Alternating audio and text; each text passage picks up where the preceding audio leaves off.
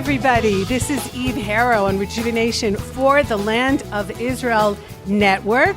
It is Tuesday, March 31st, 2020, the March that never seems to end. I know that's a meme that's going around, but I looked at 2020 the other day and I thought, yeah, that's the days in March. That's definitely, this month has just gone on and on. But we are fresh into the Jewish month of Nisan, the 6th of Nisan, 5780.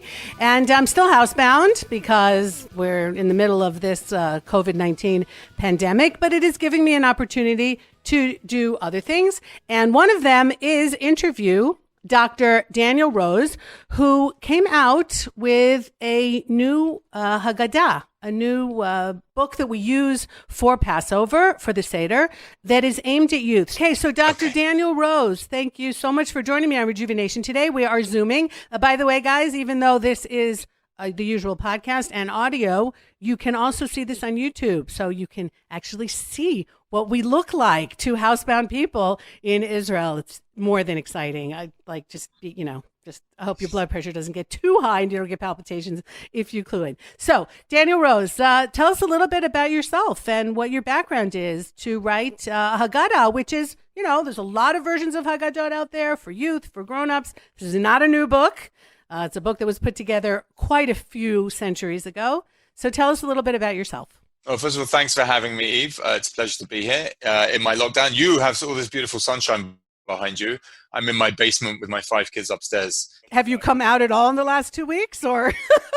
They drag me out every now and again. They drag me out, but it's a pleasure to be here. As you say, my name is Daniel Rose. I'm originally from England, born and bred there. Made Aliyah 20 years ago. I'm an educator. I've always been an educator. I say since the age of 15, I first became a madrich in youth movement. And I've had lots of opportunities to do amazing educational things in education. I've been a high school teacher, a lot of informal education. And then I had this, we spent a couple of years actually in Atlanta on Shlichut, which was a wonderful Atlanta, Georgia. And then when I came back and I was desperately looking for my next adventure, I through hashgacha pratit, serendipity, I got this amazing opportunity to work with Koren, and I started developing Sidurim with Koren as a so maybe just tell my listeners what Koren is, though, because I know Koren very well, but not everybody might be familiar with it. Sure, absolutely. So Koren Publishing House is a modern Orthodox publishing house that publishes. Primarily, it began with liturgy and Tanakh, but now it's expanded. It's like a fantastic empire full of very creative Jewish thought, Jewish philosophy. Their range is tremendous. Go visit korenpub.com. I don't work for them anymore, and I don't get any commission on anything I'm talking about, so but I am a fan, as you said, opinion. Eve, as well. Exactly. I'm not even getting commission from my Haggadah that we're going to talk about. I got paid to write it, and that's it, but it's a labor of love, and it's a passion project, and I'm very passionate about it. No less than Sir Rabbi Dr. Jonathan Sachs, the former chief rabbi of your stomping grounds, your birthplace. The UK has put out, when I go on Yom Kippur to synagogue, it's his machzor, it's his prayer book that I use. And as you mentioned, a lot of philosophy, a lot of commentary on the text so that we understand what we're saying and deepen the meaning for us, and also related to day to day. And I know that there are many people, and I don't want to name names, but there are many people who use a publishing house that has English translation. And I think what's important is that you said is that Koren is modern Orthodox, meaning there's Zionism in the Koren books. It is I find living here in Israel that sometimes if I want to use an English translation that still is my mother tongue, some of the English translations are a different hashkafa, like a different way of looking at the world and the Jewish lens than that I and probably you also have. It's Israel centered. It's modern world centered as well. How we integrate the two things, and I think that that's important to mention because it's not just another English translation of a lot of the liturgy, a lot of the texts, the Tanakh, and the prayer books. it has a way of viewing things that I think is very much needed. Here we are in 5780 in 2020. And I would really recommend, and again, I'm certainly not on their payroll either, but I would recommend it if you're looking for something that perhaps reflects the way that you're thinking in this day, that Koren would be a great place to start. But the Haggadah, you said, is a labor of love. So did they come to you and suggest that it should be written? Was this something that, as an educator, was sitting in the back of your head? How did this come about? So I'd say this. So when I was working for them full time and I was developing this series of Sidurim, the educational Sidurim, which are there's 4 in the series from preschool, I would say, until high school. And the truth is the 4th in the series is great for adults as well. It's called the Ani Tefillah. It's got a lot of kind of educational content that will help everyone connect to prayer. Anyway, and that was great. And then I moved on and to my next educational challenge. But at the back of my head, I always had this passion for Seder night. So we were just discussing before we went on live about how this year, sadly, we're in this situation where a lot of people are going to be running Seder for the first time because they are, isolated in their own nuclear family in their house. And when they would normally spend Seder with the wider family, this year they're just going to be on their own. Well, I've run my own Seder for many years. We kind of take turns. Sometimes it's just us. Sometimes it's our much broader, larger family. This year was supposed to be a broader, larger family. And I love that as well. I love watching my kids with their cousins. I even love my mother-in-law. No, I really do. And this year we were supposed to be with them, and we're not, and we're very sad. And my mother-in-law and my parents are stuck in London, and we can't be with them. But I'm actually very excited to be with my kids, where we run the Seder, run the agenda. So I've been passionate about Seder night for many, many years. In fact, as long as I've been an educator, because I really honestly see Seder and the Haggadah as being a paradigm for what good education should be. So what do I mean by that? I actually think that the Haggadah itself is a kind of source book on how to be a good educator that we should use the whole year round. I think that the experiential education that the author of the Haggadah managed to create, and really he didn't set the agenda, it's really based on Talmudic sources, and Maimonides expanded and helped us really understand and implement this, how this night, this magical evening where we're sat around the table with our loved ones, and we are re-experiencing what the original Exodus was like, through eating and through telling stories and through singing, and then ultimately, if we're creative enough, through dancing and through acting and through all sorts of playing games. And this is what I try to make our Seder look like. So the chance to capture some of that inside a book that other people could benefit from was just an amazing opportunity. So I've got to give a shout out to the Magerman family, who made both the series of Sidurim possible and then this Haggadah. And basically, Koren approached him and said, we want to do a Haggadah for kids, and he has supported it.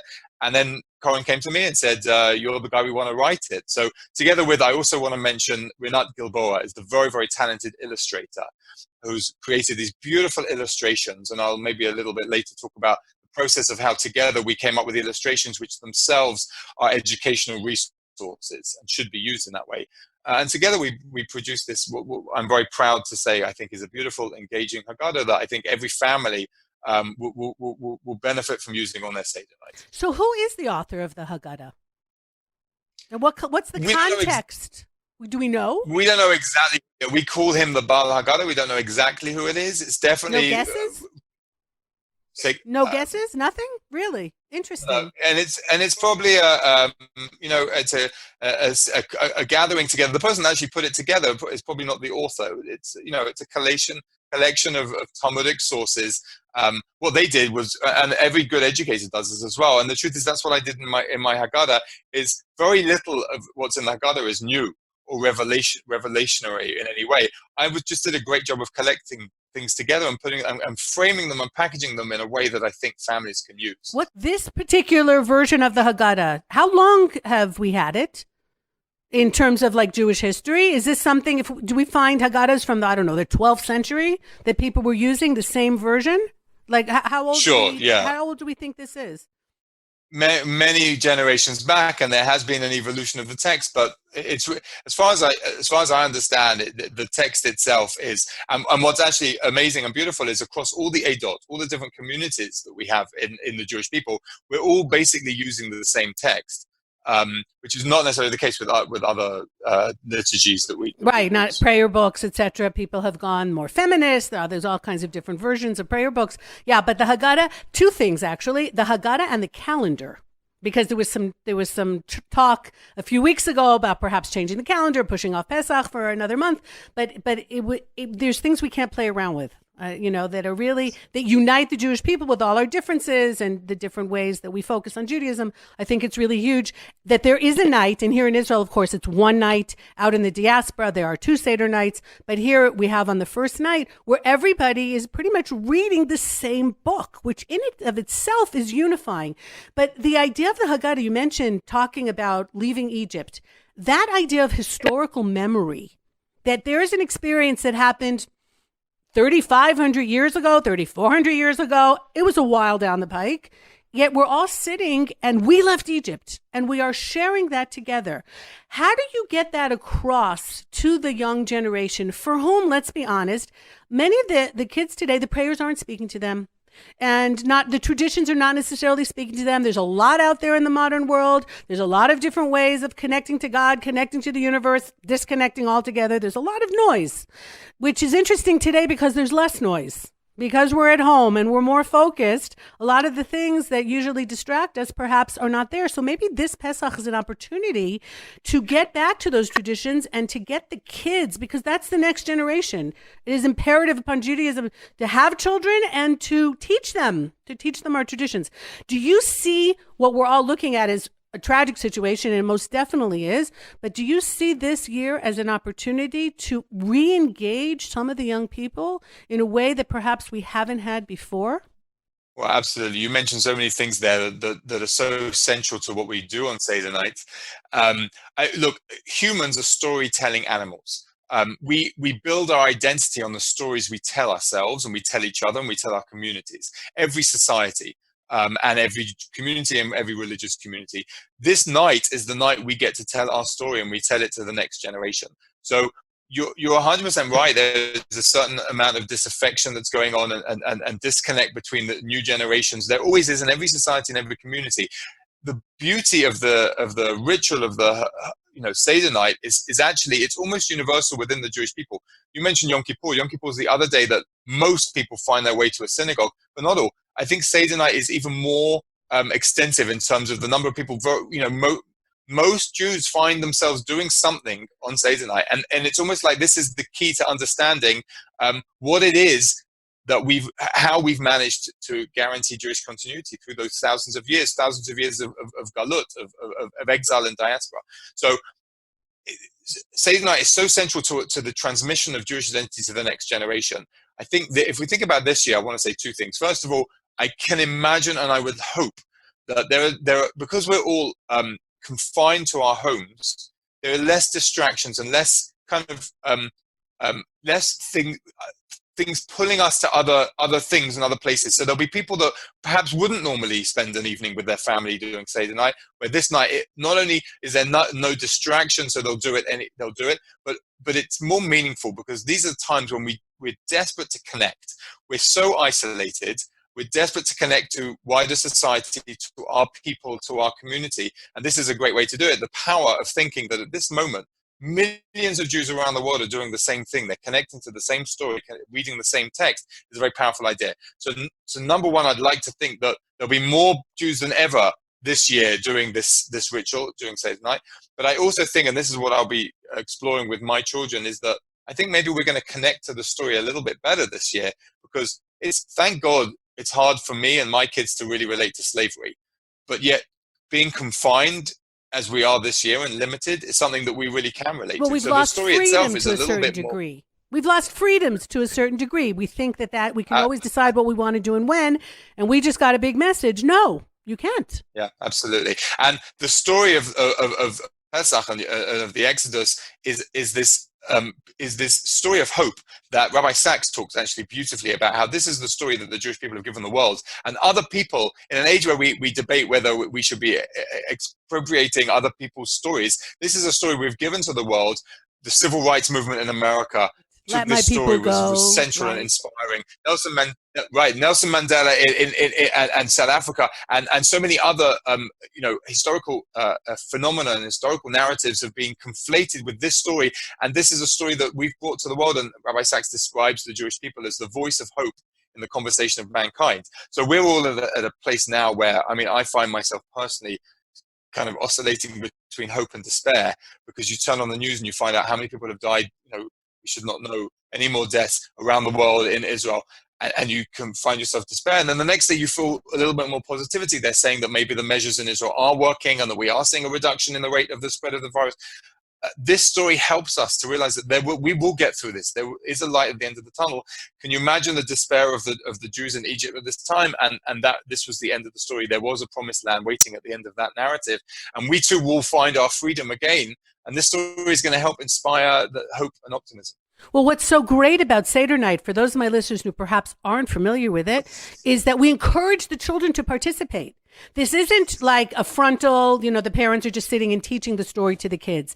It is built into the Haggadah. Questions, the youngest sings at a certain point, and the questions, the different types of children, which is a very interesting part of the Haggadah. There are children who are maybe rebellious, and there are children who perhaps just don't know, and there are children who are smart, but sometimes they think that they're so smart that there's nothing for them to learn anymore. And so it really relates to all different kinds of children. And all of us have kids like that who sit around the table at one point or the other, or were kids like that at one point or the other in our lives. And it's such an interactive kind of a meal. I mean, you get to the meal, but it's not really about the meal. As a matter of fact, one of my sons who went to Gush, went to the yeshiva in Gush, he came back a few years ago with the idea that his rabbi, Rav Yoel Ben Nun, gave him, which is to have the Seder itself not at the table. And ever since then, that's what my family has done. We have the Seder part, meaning telling the story part, in our living room. I cover the couches because they just got cleaned and I don't want wine and crumbs spilling all over them. But that's the only time I cover the couches. But everybody's sitting there in a comfortable chair and in a circle, because that's how we set it up. And so there's no head of the table, foot of the table. Everyone's really equal around the table, though, of course, my husband in other years is running the Seder. And it's a very different kind of an atmosphere, because it's much more of a storytelling atmosphere. And everybody's got a little table next to them with their cup of wine. And then for the meal itself, we go to the table and actually have the meal. And so that little difference has made a very big difference in the way that we do that. And I don't know if you do that. I don't know if you're familiar with people who are doing that. In how the evening plays out. And then, of course, we've got the frogs on the table. Hopefully no lice. There are certain things that we don't want to have this year. We definitely don't want to have the plague. But it's almost like a play going on with prizes and this and that. So, what do you do in your home that kind of brings the kids in? How old are your kids? Ranging in what did the age range? So thank God we have 5 kids. The oldest is 17; she's a senior, and the youngest is 6. He's in first grade. So you've got all the ages and all the different questions and different ways of understanding, which is in itself challenging. Well, that's it. So you've mentioned some of the wonderful elements of the Seder that I think that is why I describe the Haggadah as this manual of best practice in education. You've got the 4 sons, which straight away tell us not every child is the same. Every child has their own needs, and we have to relate to every child differently, whether that be developmentally. My 6-year-old, my 17-year-old are going to have a very different conversation with us about the Seder. And then my challenge as a parent, as the person leading the Seder, and as an educator, is to be able to engage both of them almost at the same time, but so profoundly differently. And that's, in education, we call that differentiation. Every teacher has a classroom of 10 kids, let alone 35 if we're talking about public school education as our kids are in Israel, and you have to deal with 35 different kids, and 35 is sometimes a good number, sometimes it gets to 40. So differentiation is right there. But I love when we discuss the 4 sons, 4 children. I don't think that they're sons at all. I think they're children. We talk about the 4 children. Each one of those is a different personality type, or maybe each one of those, all of us have those 4 inside us. And this is an amazing discussion that we can have. But I love, as you said, the child is the center stage. There's 2 heroes every Seder night. There's the child and there's the parent educator. And the parent educator is all the parents and all the adults at the table. But the child is the center. And this is, not all education systems put the child at the center. So child-centered education that's a best practice. And Seder night does it so beautifully. So how do I engage all my children? It's a challenge sometimes. I have a 12-year-old, my son, who's going to be please God bar mitzvah in the summer if the world allows us to. Well, he'll be bar mitzvah whatever happens. He's this wonderful kid that's like, I've got 2 teenage daughters, and he can hold a conversation with them. But he's also, we sometimes forget that he's almost a teenager and almost an adult, and we think of him as a younger child. He wants to be in every conversation, and that's the challenge: is finding making sure that everyone's engaged and giving something for everyone to do. So that's why we use drama. We do preparation for the Seder. We start preparing the weeks before. They're doing artwork now. Right now, upstairs, my kids are doing artwork that we're going to share at our Seder table that will kind of, make it more interactive and more engaging for them on the night. It occurs to me because unless something drastically changes in the next week, I'm going to be doing Seder just with adults. Maybe with one of my adult sons, maybe if my daughter can get here from Tel Aviv, and my husband. And it occurs to me that maybe we can find the child within us. I'm not talking about certain people who have delayed development issues, but I'm saying that as we get older, we stop asking why. When we're little kids, your little kids, my grandchildren now, they're always asking why. And at some point, we stop asking why because we know it already. I mean, I've been to quite a few Starim in my life. I'm not so young. So is there anything new for me there? And perhaps for those of us who are going to be sitting at a Seder with just a few adults, maybe this is the chance to do that, to look for the child within us and to come up with a why that we wouldn't have asked if we were at a child-centered Seder, because this year we're not. And so maybe for everybody, there's an opportunity here because it has been foisted upon us, a different situation, not of our own making, and we've lost some choices this year.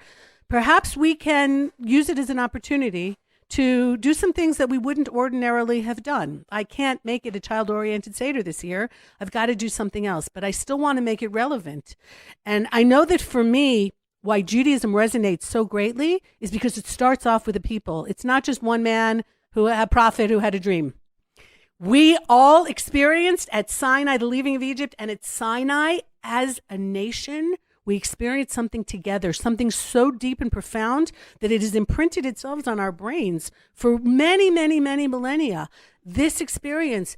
And in these days where we're alone but not alone, right? Like we're each in our own houses, but we're experiencing something. Mankind is now experiencing something together. I don't know when the last time that happened, if it ever happened before, or if we knew about it, because we have a confluence of mankind going through something together, and also because we have information all over the place, we know it. So, right, I know what's going on in New Zealand. I never would have known that before a few years ago. So, perhaps this is a chance to be able to tap into that wow of everybody is going through this together. What does that mean? And how are you seeing God in this whole picture? Because, he brought us out of Egypt. He's still with us all the time today. Some people are tapping in more to their spirituality on all faiths, not just Judaism. Other people are having a harder time. I know that it's like, what is going on here and how can this be happening? How are you seeing that? If your kids say to you, why? Like, where's Hashem now, Abba? What's going on here today? How could Holocaust survivors be dying alone in hospitals, right? How could that possibly be? Where is any kind of justice in there? How are you going to answer that? Do you have an answer? Is there an answer? Yep. Do you have any harder questions? I'd like, this is like, if we're already sitting here, we might as well really ask get me into a harder it. one. So you know what? You Eve have not invited me here as a scholar of philosophy or as a spiritual rabbinic leader, so I'm not going to answer in that respect. No, I tell you, but you've invited me as an educator and as a parent educator. So that's exactly how I respond, which is how you framed the question anyway.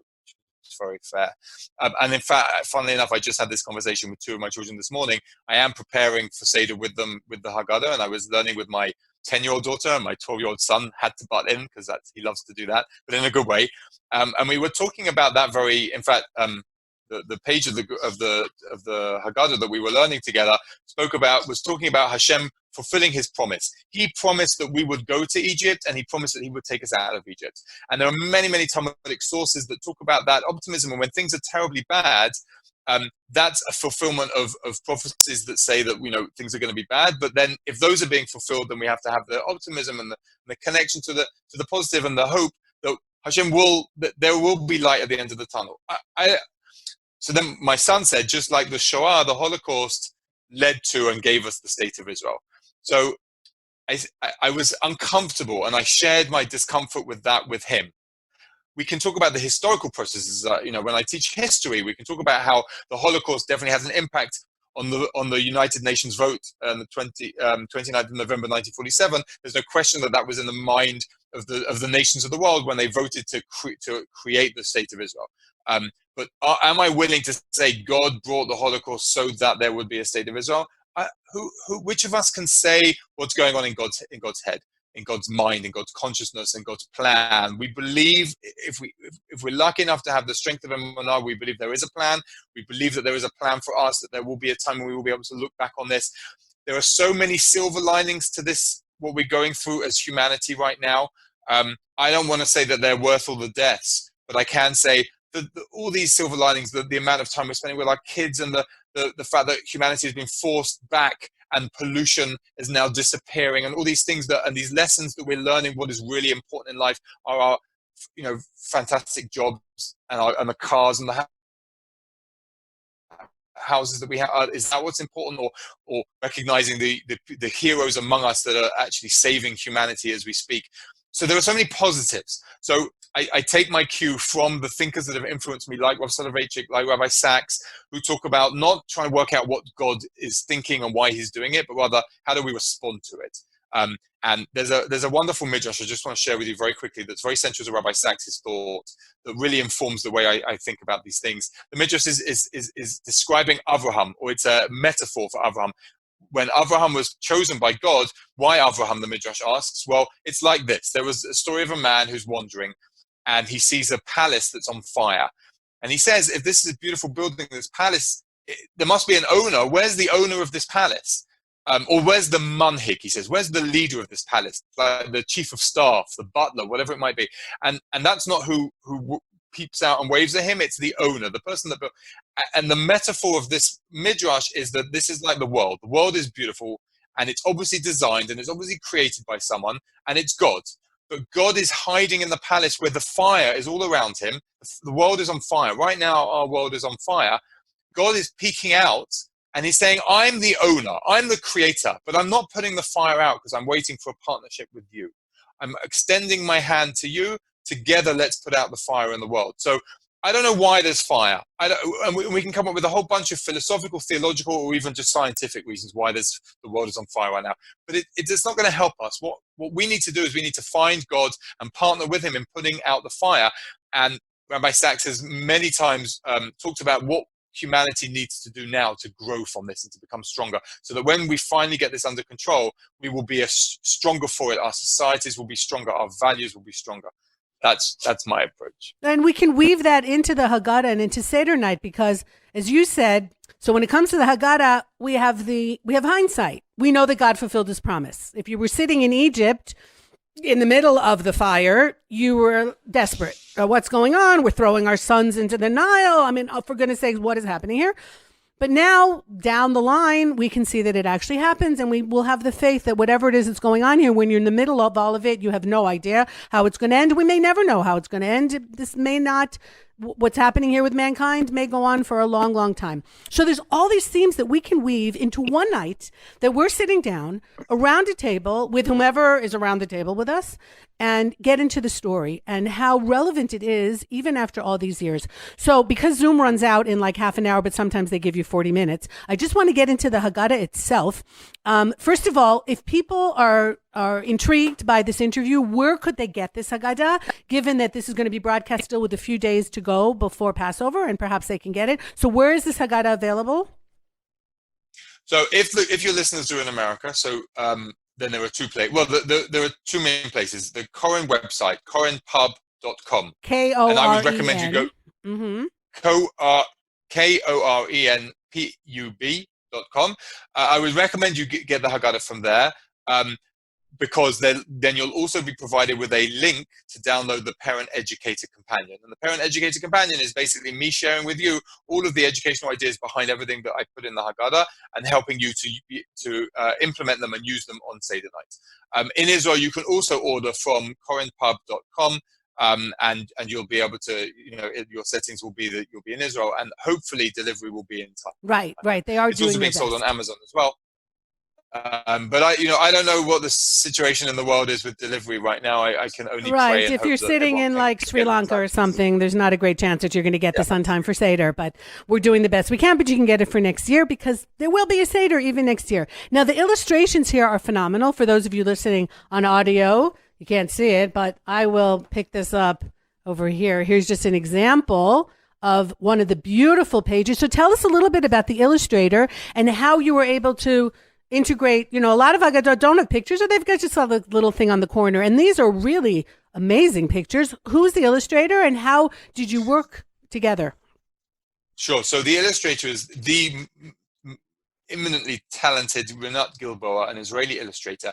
We found, when I first started my work with Koren in 2012, we were looking at illustrated Siddurim. So I put out a search for illustrators, and actually someone, I can't remember who, but someone connected me to Renat. And said, there's this really talented illustrator, check out her stuff on her website. And we fell in love with her illustrations immediately. That was before we met her. When we then met her, the process of designing and creating and planning these illustrations was such a creative process. It was really very inspiring. I was the educator. I had some ideas what I wanted the illustrations to do.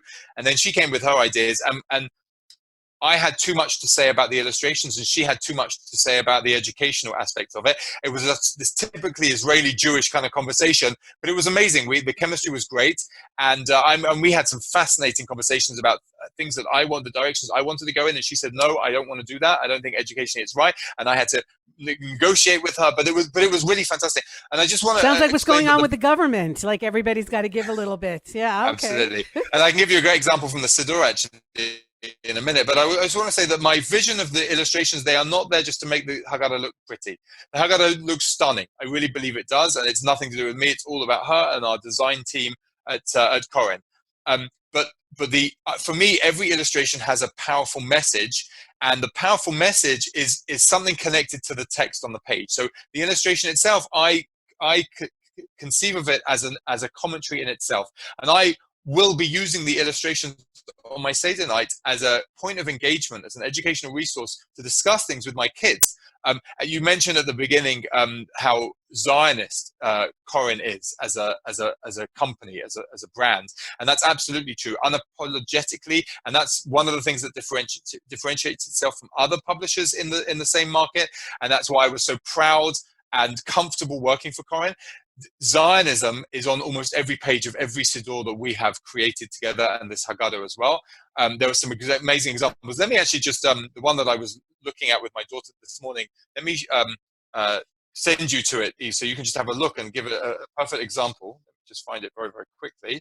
Of course, illustrations are great for kids who don't know how to read and may look at the text and say, this isn't speaking to me, and then you look at the picture. 42. I don't know if you can see it. It's a bit bright here. So it's 40. I got it. 46. 46. Okay. So it's the page where we were discussing the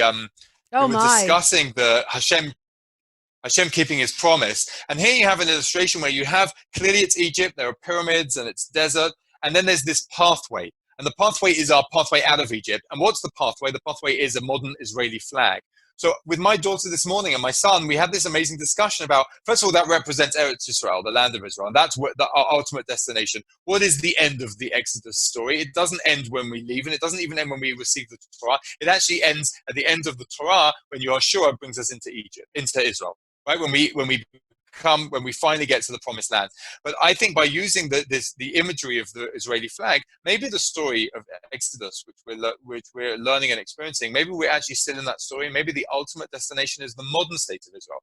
Maybe Jewish history is bookend by Egypt, and then ultimately the final redemption, of which we believe as religious Zionists, we are experiencing now and on the way too. So maybe the end of the Haggadah story is actually modern day Israel today. But we're not there yet because we still are fighting for our existence here, and we're still, and we don't have a perfect society. We have to perfect society, and not all Jews live in Israel yet, and we haven't got the Mashiach and Messiah. So we're a part of this story. So we're still living, which means that I get to tell my children, you're part of the story. You're on the pages of the Haggadah, which is so empowering. And it means that they can connect to this story. It's not something that happened thousands of years ago that's nothing to do with me, but rather you're a character in this story. Well, and also just by living in Israel, they're playing a huge role. They're not sitting on the side. They're writing the history. It occurred to me a few years ago when I was thinking about the Holocaust, and I was seeing survivors who had helped build the state of Israel. And I thought to some degree, maybe this is the tikkun. I don't know what the proper word in English. How would you translate tikkun? Like the remedy, maybe. Maybe. So what was I thinking of? The slaves who left Egypt pretty much died in the desert. They could not make the transition between being slaves and also being come into the land, because when we come in with Joshua, we have to plant, we have to fight, we have to conquer. It's not an easy thing. And so that entire generation, who went over 20, ends up dying in the desert. Yet here we have Jews alive today who were slaves, who were really slaves in Auschwitz and in other concentration camps, who were able to come out and find the strength in them, and I don't know how they were able to do that, and come and build the country. So perhaps many, many millennia later, and because we never know the time frame of anything, this modern day state of Israel is actually some kind of remedy, or whatever word we can think of, tikkun, fixing what that generation wasn't able to do. And I'm not judging them in any way, shape, or form, obviously, after many hundreds of years of slavery in Egypt. But maybe we have seen in our lifetimes the people who were able to go from slavery into freedom, and not just go into freedom, but be able to build something strong, a state where we have an army and we have a health system, and we're at the forefront of so many things in the world. And perhaps, that is part of the Jewish story as well, that every generation is going to be able to find their strengths, be able to find what we can do to make this world a better place that wasn't done before, even though we have so many precedents for so many incredible people who did so many things that are just beyond thinking.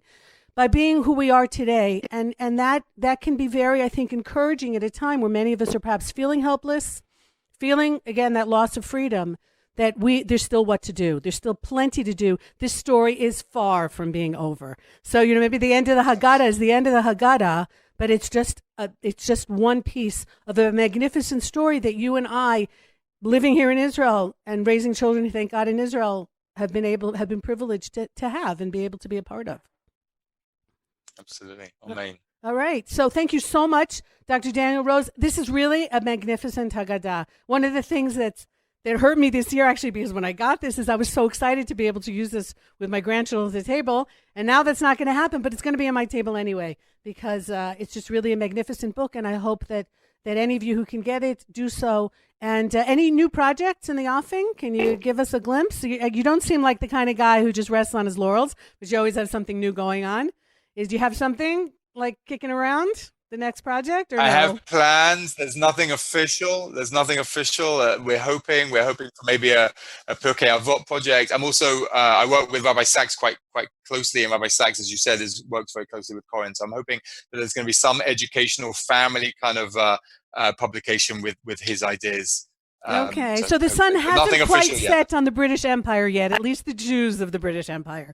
And that is wonderful to hear. Absolutely. Okay, thank you so much, Dr. Daniel Rose. I really appreciate the time. And you're going to have to get out of your basement now and go up to the kids. But okay. Hey, for half Thanks an so much hour, for having me. I got you out of there. Let's have a conversation next year when you'll be using it with your grandchildren. Let's focus on next year when everything will be back to normal, or maybe even better than normal. And a new normal. A new normal. Yeah, that's what it's going to be for sure. Thank you so much. Chag Kasher VeSameach. Dr. Daniel Rose. This is Eve Harow. I have nothing to add after that. I thought that was incredible. Thank you all for listening to Rejuvenation on the Land of Israel Network. You can find my old shows if you really are looking for a podcast. You can go into my website, eveharow.com, and find some of my old interviews, which are still very, very pertinent, and maybe even more so today. And be in touch, eve@thelandofisrael.com. Always happy to hear from you.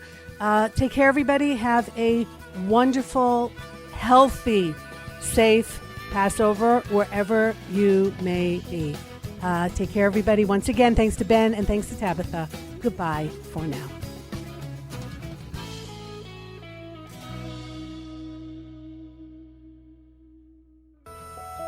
This week on Rejuvenation with Eve Harow, an exclusive interview with Mayor of Efrat, Oded Ravivi, on how community is pulling together in times of crisis. Whatever will work will be the cure, will be the major aid to assist us through this challenging time. Come with new ideas and hope that one of them will be the breaking the solution. We need to strengthen for the day after, and please God will come out of it stronger and healthier. For the full interview, click on Rejuvenation with Eve Harow on the Land of Israel Network.